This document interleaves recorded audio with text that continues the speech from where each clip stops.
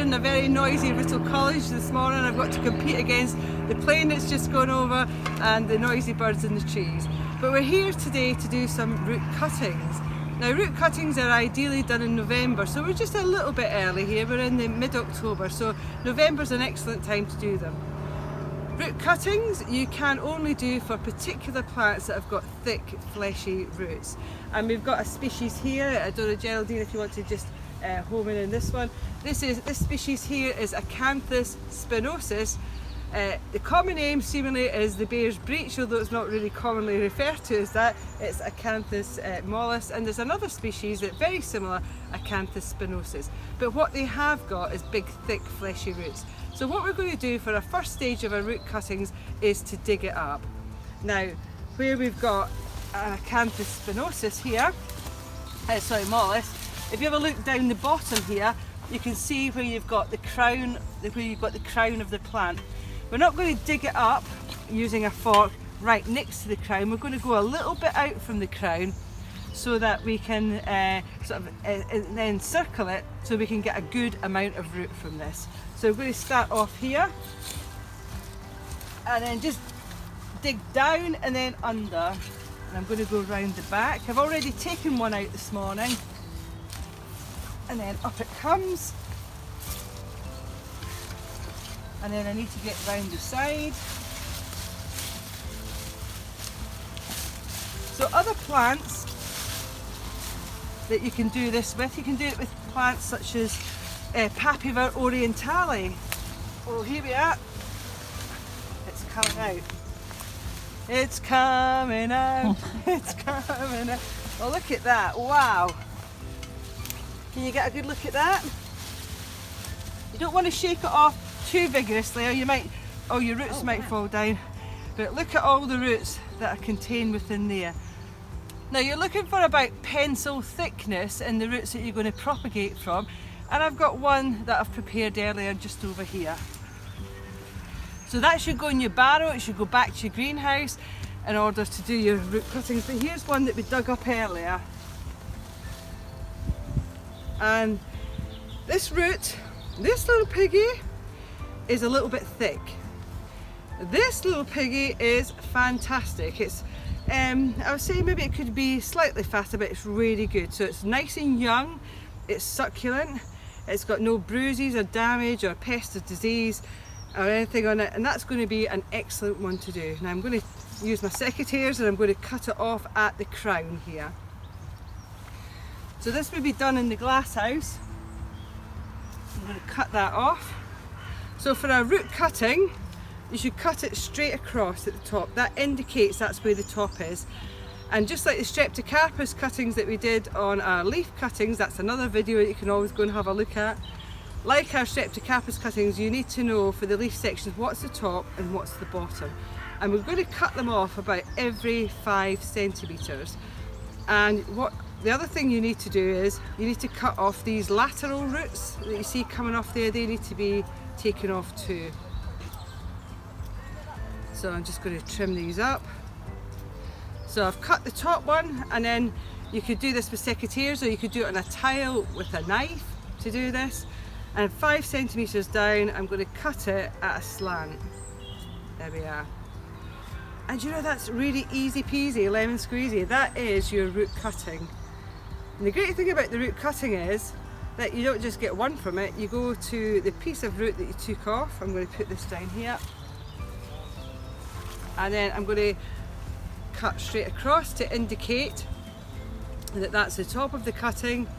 And then I'm going to cut it off about 5 centimetres down with a slanted cut to indicate that that's the base of the cutting.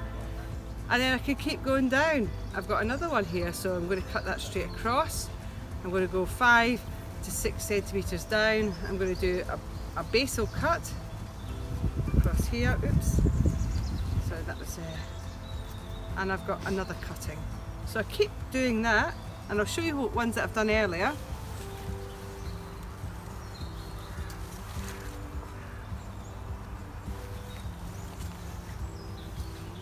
Put my secateurs away, always be safe, get a holster if you haven't got one, they're invaluable. But there we are, there is a range of cutting, right all round about 5 to 6 centimetres long. all cut straight across at the top, and then with a slant at the bottom to indicate that that's the bottom of the cutting. Now this was a good place to demonstrate this. Now, normally I would do this in the glass house and then put them straight into the compost, so we're going to put them into a pot, but I'll take these back and then we'll do the second half of the video to show the insertion of the pot and then where we're going to put them. Okay, that's it for now.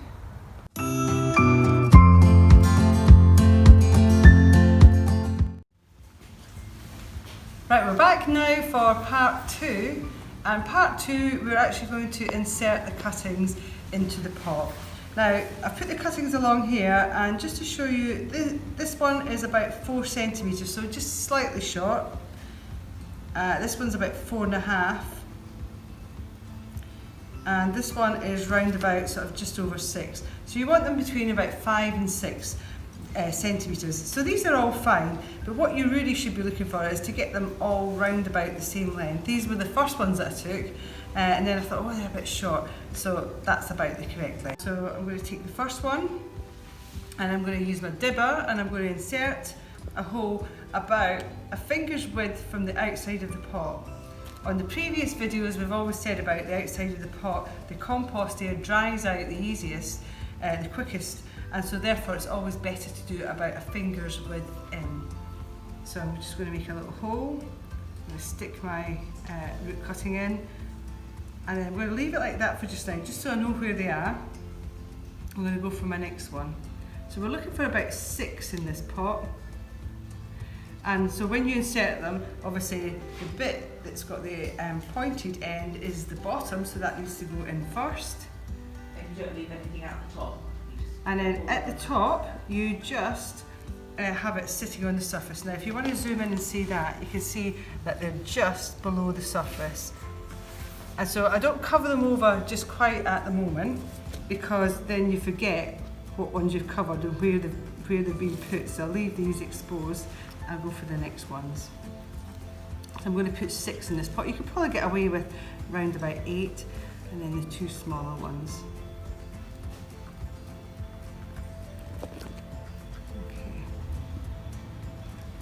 So they're just sitting on the surface, and I'm going to just put compost over the top.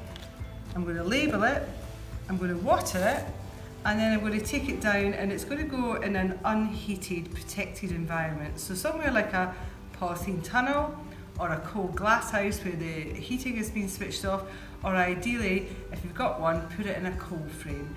And so that's going to sit there from November. It will start rooting, and you can probably start potting it up round about next springtime, next summer, and then it will be ready to plant out by the following autumn. I've actually got some that we've done, so people have brought them up to the glass house. So if you just hold on 1 minute, you can do a pause, and I'll show you some that we've done earlier.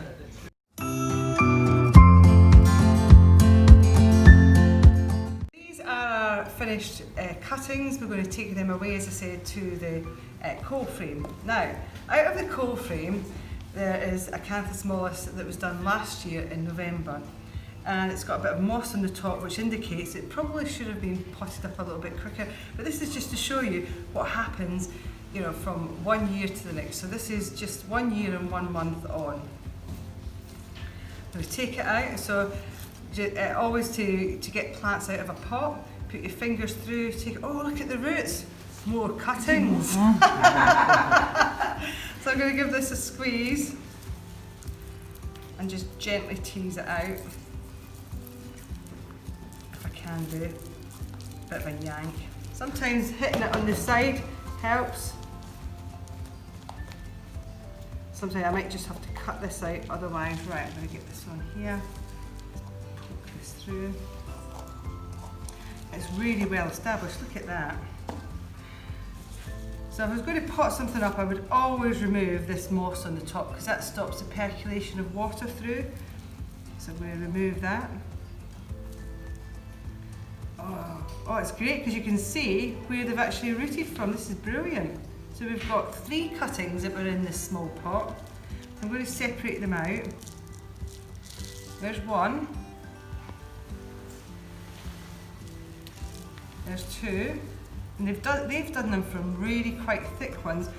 And everybody's got a personal preference. Ideally, I probably wouldn't have done them really that thick, but look, they've done exceptionally well. They've rooted.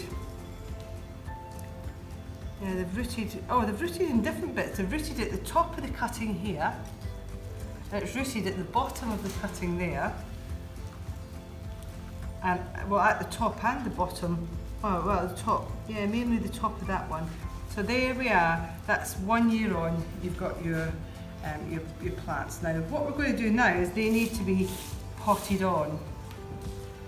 So this probably could have been done in the summertime, ideally.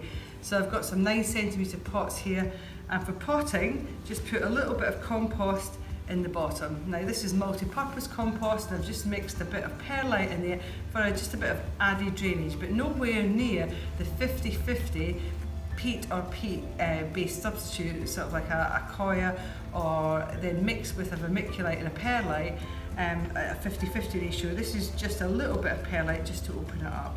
So we've got that in the bottom. I'm going to take one of these plants and we're going to pot them up individually now. So that's going to go in the centre. You could probably maybe even got a bigger pot, but because it's October now, I'm not going to put them into anything bigger, but they certainly need more nutrients.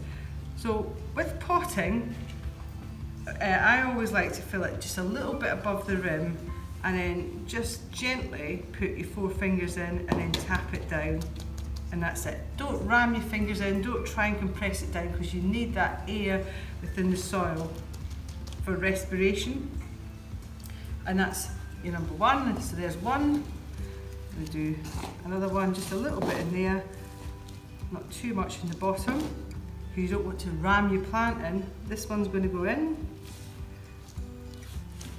Going to fill it up around the sides to just over the rim. Just gently press it in and remove the yellow leaves, and I'll get another pot for the other one, and that is your acanthus potted up 1 year later. Hope you've enjoyed watching it. Thank you.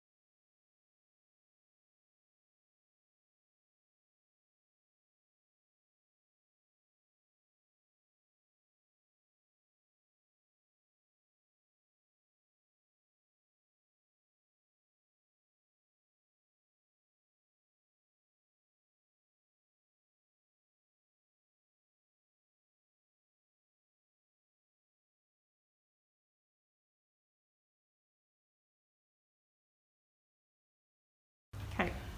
So lastly, the last thing I'd like to talk to you about root cuttings is on these horizontal root cuttings.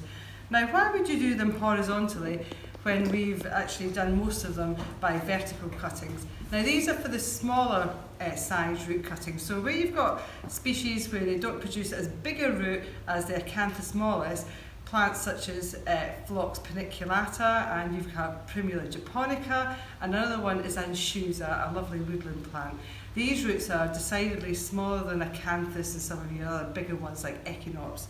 And so these roots would be round about this size, very small. So to make sure you've got enough energy for the plant to break down that energy to produce new root growth and new top growth, it needs to be round about 7 centimetres in length. So I'm going to cut a length of about 7 centimetres, and again clean up the lateral roots on there, just making it nice and clean. And again, these should root round about the same time. They should be ready for planting out the following year.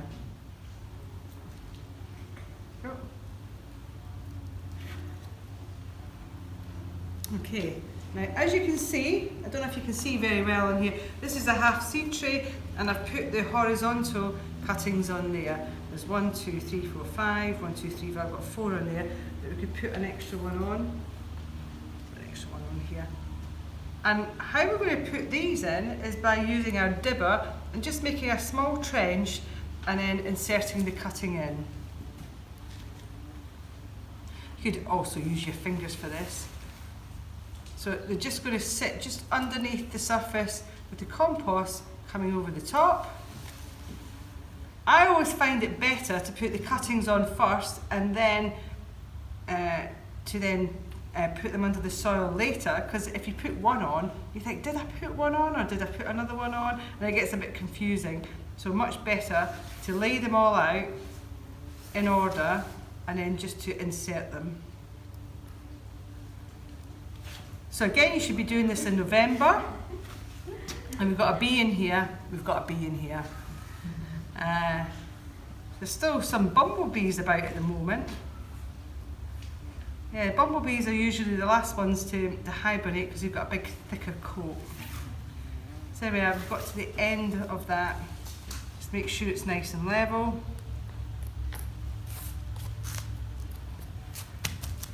I'd label this, I'd water it, and I put it in the same place as I would have put the other root cuttings, in a protected environment but without heat. So somewhere such as a polythene tunnel or a glass house where you've turned the heating off, or ideally in a coal frame. So this is really it now for the root cuttings from Christine Lavelle at Bristol College. Thank you.